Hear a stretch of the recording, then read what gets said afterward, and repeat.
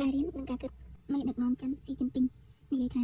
រៀនដោយពុំបានប្រើគោលក្បាលគឺជារឿងរៀនខាតពេលវេលាហើយគិតដោយពុំបានរៀនគឺជារឿងគ្រោះថ្នាក់រៀនដោយពុំបានប្រើគោលក្បាលគិតវាគង់អាចខុសហើយខុសព្រោះដោយសារតែកលៈទេសៈទ្រឹស្ដីគ្រាន់តែជាអក្សរឬជាគំនិតនិយមតែនៅពេលអនុវត្តជាក់ស្ដែងគឺត្រូវស្ទាបស្ទង់កលៈទេសៈជាក់ស្ដែងគិតដោយពុំបានរៀនគឺជាភាពស្រពិចស្រពិលពុំច្បាស់លាស់និងគ្មានគោលការណ៍ត្រឹមត្រូវមនុស្សល្ងងមិនមែនដោយសារតែអបញ្ញាទេតែដោយសារខ្វះការអប់រំមនុស្សកើតមកដូចគ្នាតែការអប់រំធ្វើឲ្យមនុស្សខុសគ្នាពីព្រោះតែឱកាសនៃការទទួលបានការអប់រំគឺពុំស្មើគ្នាឡើយគោលគំនិតរបស់ស៊ីជីនពីងគឺតម្រូវឲ្យយុវជននិងប្រជាជនដាច់ខាតត្រូវតែជាអ្នករៀនតែនិងត្រូវតែជាអ្នកគិតពីព្រោះការរៀនគឺប្រៀបដូចជាការប្រឹងប្រែងអុំទូកបញ្ច្រាស់ទឹកដោយគ្មានថ្ងៃដាក់ខ្សែទឹកនាំទូកមើលថយក្រោយប៉ុន្តែការរៀនដោយពុំគិតគឺប្រៀបដូចជាមនុស្សខ្វាក់ជីសេះដោយមើលពុំឃើញអនាគតខាងមុខទស្សនៈស៊ីជីនពីង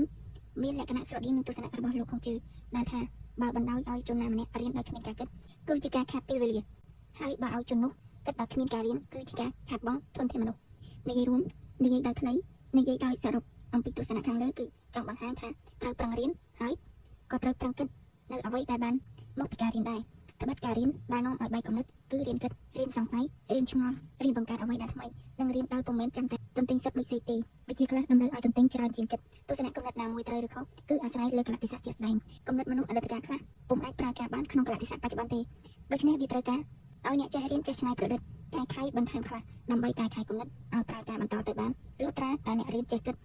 តដោយឈរលើស្ថានភាពជាក់ស្ដែងគិតដោយឈរលើប្រយោជន៍ជាក់ស្ដែងនិងគិតដោយមានទស្សនៈវិស័យត្រឹមត្រូវតើហេតុអ្វីរៀនដោយពុំបានប្រើប្រាស់ខួរក្បាលគិតគឺជារឿងគ្រោះថ្នាក់មនុស្សដែលយល់ថាខ្លួនឯងចេះគឺមានអញនិងមានអស្មិមានះពេញខ្លួនការសាបព្រោះចំណេះដឹងបើសាបព្រោះចំមនុស្សអាក្រក់និងសាបព្រោះដោយពុំរើសយកមនុស្សល្អគឺប្រៀបដូចជាការសាបព្រោះគ្រោះភ័យនិងព្យុះភ្លៀងដល់សង្គមទាំងមូលចេះគិតពុំប្រកាសថាគិតត្រូវអញស្ដាយពោលថាអ្នកដែលនិយាយថាការគិតមិនលំបាកគឺអ្នកនោះពុំដែលធ្លាប់បានគិតទេមនុស្សមិនចេះអក្សរមិនអាចអានអត្ថបទច្បាប់ទេអ្នកអាចអានអត្ថបទច្បាប់បានមិនប្រកាសថាអាចយល់បានអ្នកអាចយល់បានមិនប្រកាសថាអាចវិធីបកស្រាយបានអ្នកអាចវិធីបកស្រាយបានមិនប្រកាសថាបកស្រាយបានត្រឹមត្រូវគ្រប់យ៉ាងត្រូវតែឆ្លងកាត់ការគិតយ៉ាងស៊ីជម្រៅ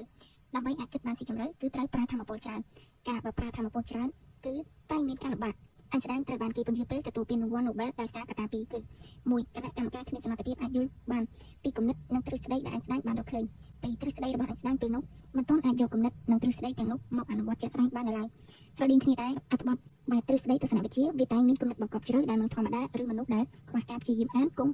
់មិនងាយអានយល់បានស្រួលឬអាចត្រូវបានប្រើពេលអានច្រើនដងនយោបាយតែងមានទីផ្សាររបស់នយោបាយទីផ្សារនយោបាយរបស់គណៈបកកគឺបានរំដោះប្រទេសឲ្យរួចផុតពីសង្គ្រាមសុខសន្តិភាពនិងការអភិវឌ្ឍទីផ្សារនយោបាយរបស់គណៈបកខគឺអង្គប្រវេសខុសច្បាប់របស់ប្រទេសជិតខាងអំពើពុករលួយការកាប់ព្រៃឈើបកពួកនិយមនិងអយុត្តិធម៌សង្គមរបស់មេដឹកនាំកាន់អំណាចទីផ្សារនយោបាយរបស់គណៈបកកគឺការសាររើនិយមនិងការផ្លាស់ប្ដូរការគិតរបស់ប្រជាពលរដ្ឋនឹងជាគឺថាអ្នកនយោបាយសុទ្ធតែបានស្ទង់មើលចិត្តសាស្ត្រនយោបាយរបស់ពលរដ្ឋហើយបន្តមកក៏មកទីផ្សារគោលដៅថាតើពលរដ្ឋប្រភេទណាដែលជាអតិថិជនរបស់ខ្លួនមនុស្សដែលប្រឹងអានឬព្យាយាមអានសៀវភៅឬអត្ថបទទស្សនវិជ្ជាគឺជាយុវជនដែលចង់ធំដឹងក្តីមុនអាយុបើកាលណាមនុស្សចេះគិតហើយនោះការគិតរបស់គេនឹងក្លាយទៅជាចាស់ទុំបន្ទាប់ពីការគិតចាស់ទុំគឺពេលនោះហើយដែលគេនឹងក្លាយទៅជាមនុស្សចាស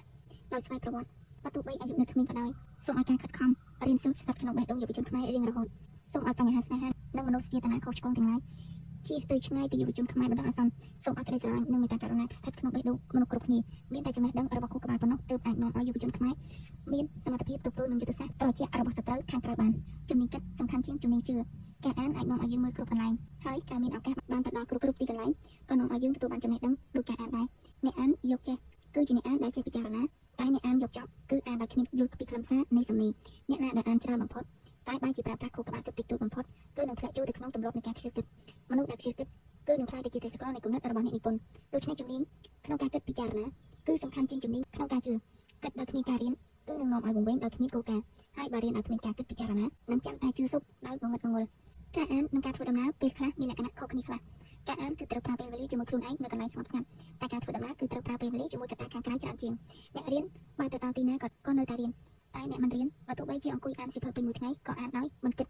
ឬអានយកតែចប់ប៉ុណ្ណោះអ្នកខ្លះរៀនក្នុងក្លឹបកំសាន្តឬអ្នកខ្លះរៀននៅរាំងភាសាឬអ្នកខ្លះបើទៅដល់ទីណាគឺរៀនទីនោះតើរៀនយ៉ាងដូចម្តេចអ្នករៀនកាន់តែសំណួរហេតុអ្វីតាមខ្លួនតែម្យ៉ាងគឺនឹងរៀនបានគ្រប់យ៉ាងពីមជ្ឈដ្ឋានជុំវិញខ្លួន